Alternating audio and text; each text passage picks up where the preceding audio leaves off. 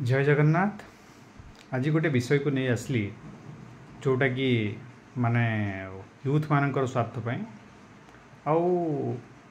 आमर अवसर प्राप्त जो रिटायर्ड पर्सनल मान विषयटी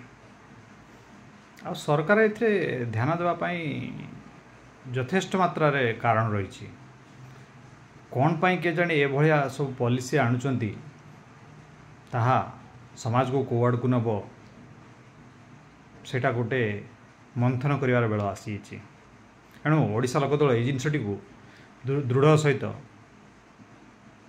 सरकार बाहर पहुँचापी चेष्टा कर कथाटी है आज्ञा अवसर पर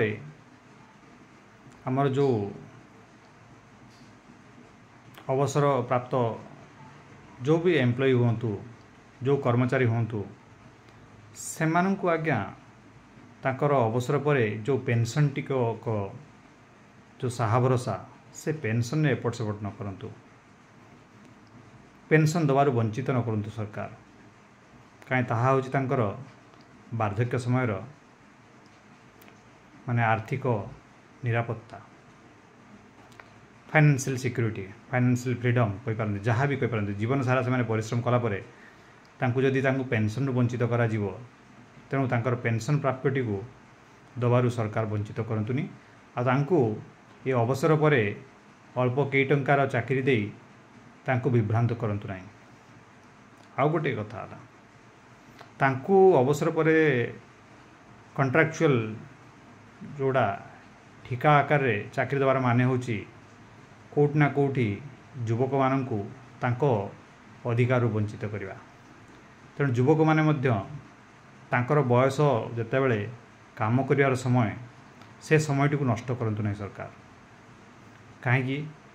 तांकर बयस सीमा सीना माने सरकार ये करदे 42 वर्ष पर्यंत से माने नियुक्ति पाई पारे बोली तांकर ये करदे कि से समयटा सरकार फेरे दे पारे कि 42 वर्ष जाए जदि जड़े तार चाकरी पाई चेष्टारे रहिबो ताहाले 42 वर्ष पर जदि चाकरी नहेला तार परिस्थिति कौन हो केबे सरकार चिंता करछंती से आशारे रही 42 वर्ष पर चाकरी न पाइला तेणु से सब दिग को नियंतु ना युवक मानू तांकर उद्दिष्ट समय रे चाकरी नियोजित करिवारे सरकार यथेष्ट कर्तव्य रही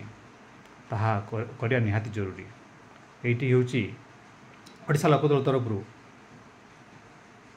दृढ़ दाबी ए जिनसटी को कोट ना कोटी आ गोटे बड़ समस्या हो जोटा कि मु कहवाई चाहूँगी जदि युवक मानू ठीक समय रे चाकरी रे नियोजित न करा जाए कोट ना कोटी एक्सपीरियंस रो जोटा वैक्यूम क्रिएट हम एणिकी सरकार या निहाती चिंता करेंगे। रही जय जगन्नाथ।